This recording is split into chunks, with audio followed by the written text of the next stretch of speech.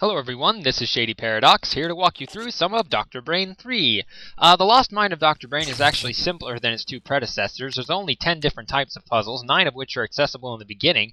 Each type of puzzle needs to be completed over and over again until it reaches 100%.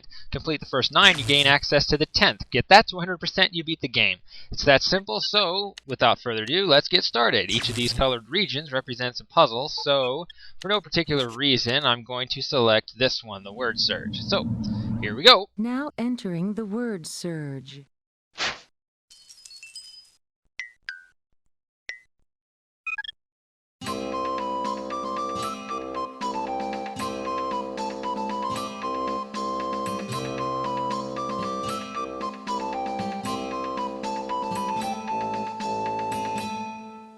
"'Tis a noble thing thou attemptest here on these stony ramparts of Castle Brain. O sweet mystery of letters and words, rapid in thy twisted, swirling mind. Would thee be called anything, I would call thee Thesaurus."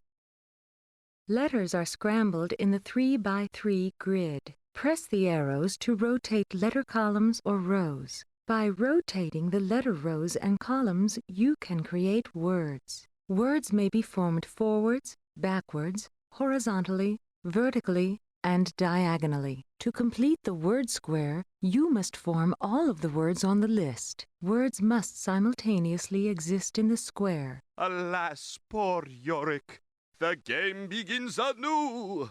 Come with me, and we shall be, or not to be. Whatever, this is too easy. Activate buttons to change level of gameplay difficulty. Yeah, here we go. So this one can be completed in two moves. That's kind of ridiculous. Square. This puzzle is now worth 15%. Yeah, this is a lot better now. So, we have 6 words here, and we have to fit them all in this 5x5 grid all at the same time by adjusting the rows and columns. Well, that might seem a little intimidating, so let me try to break it down for you by first just explaining some tricks that you can do here in the grid alone. Then we'll actually worry about tackling the crossword here. So, obviously, as we start dumping words here on the grid, we might run into trouble trying to add words to that list. The biggest fear, of course, is that I start moving letters around, I might mess up the previous words I've already completed. So I'm going to show you a little trick to avoid doing that. Let's say, for example, I wanted to move this C right here in the place of this M, just for no reason, just for the purpose of example. And I wanted to do that without messing up words I might have somewhere else on the grid.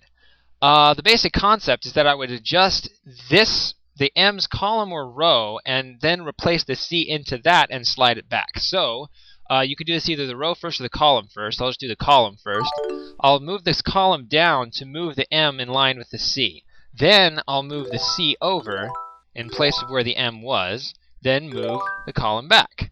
Now notice that if I do the exact opposite, move that 3 times, if you go back earlier in the video to where the letters were originally arranged, you'll see that every single letter is exactly where it was before. The only difference is that this C that was here is now in place of the M. The M is now in place of the J that was here, and the J is now moved over here. You've messed up nothing else in this grid, and that's going to be the general strategy that I'm going to employ over and over again until we get all 6 words in. Okay, so now let's turn to the actual words.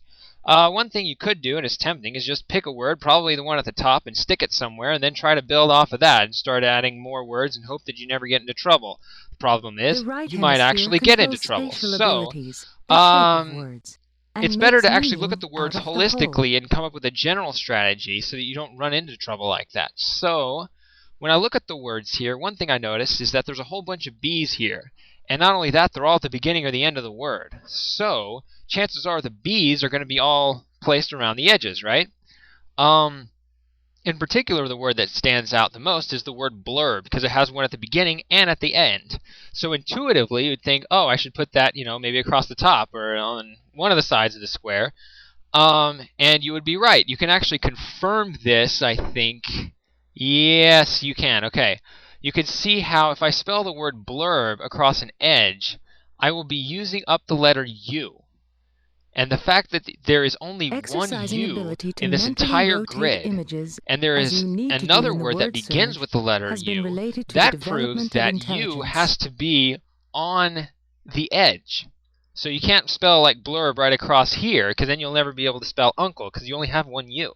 So I'm going to go ahead and spell the word blurb across the top here. I mean, you can put it against any side. It doesn't matter.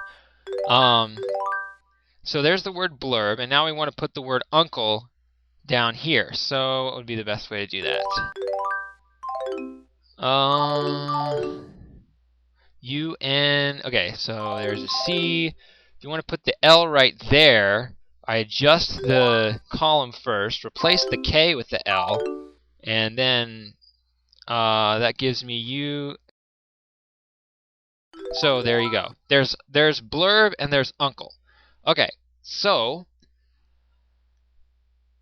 looking at this now, I think that it might be tempting to say, well, look at this. Here we've got blurb, and here we've got uncle. Since I have this B already in place and this C, oh, well, I can be real clever now and just spell bacon across this diagonal. But you have to be really careful about spelling words across the diagonal, because words spelled across the diagonal have to intersect every other word you put on the grid. So you have to be really careful before you put anything across the diagonal. So, in other words, you will not only be using both the sides word of your bacon brain, but also has the to share at associative least one areas letter at in the back common with and every executive other. areas in the forward part Shut of up, your you're brain. distracting me. It has to share a letter in common with every other word on the list. So, if we spelled bacon across here, we would run into problems when trying to put the word seeds, because the word bacon and the word seeds don't have any letters in common. So, I might think, oh, I'm real clever here with my blurb and my uncle. I'll just stick bacon across the diagonal, and then I'll just build from there. No, it'll be impossible to solve the puzzle at that point. Instead, I need to think of some other way to put the word bacon on here. You can see that this is the only C on the grid, so bacon does have to go through that letter. The left So if hemisphere it's is not going to go across the associated with diagonal, it's going to linguistic go across abilities, the such row. as reading So I'm going to go words. ahead and spell bacon across the row. Let's see. If I want to put the B right there.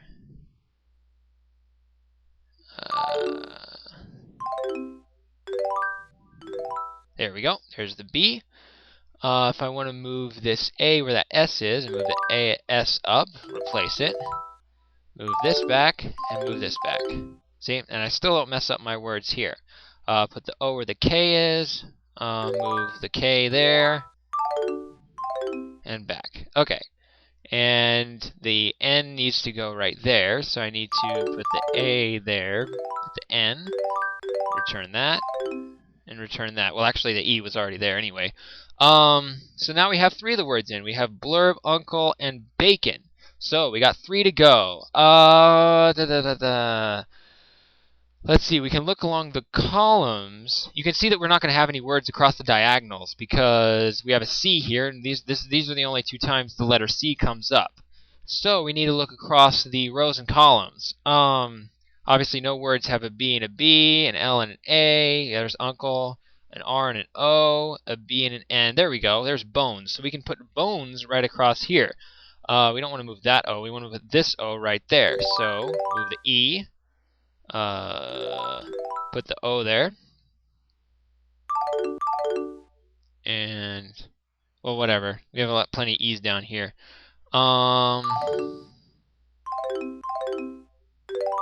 There we go. B-O-N-E. Put the S where the A is. A. Back. Back. And up. So now we have blurb, uncle, bacon, and bones. 2 to go. Mango and seeds. Well, we already looked at the columns, couldn't get anything, so look across the rows, and, well, we have this N here for uncle and this O, so we can spell mango across there. So let's put the M here. So there's the M. Now we need to put this A, not this A. We need to put this A where that S is. We want to move that off the row. Replace the S. Put it back. Put it back. Uh-oh, I messed something up. There we go. Sorry. What?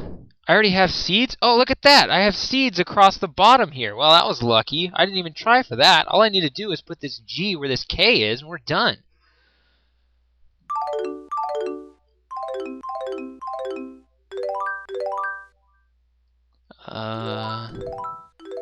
we go. Thou art the noblest Roman of all. This section is now 15% complete. Methinks thou doth protest too much, so let's thee and me playest again. No. We're out Clicking of on the time. brain will take you back to the laboratory.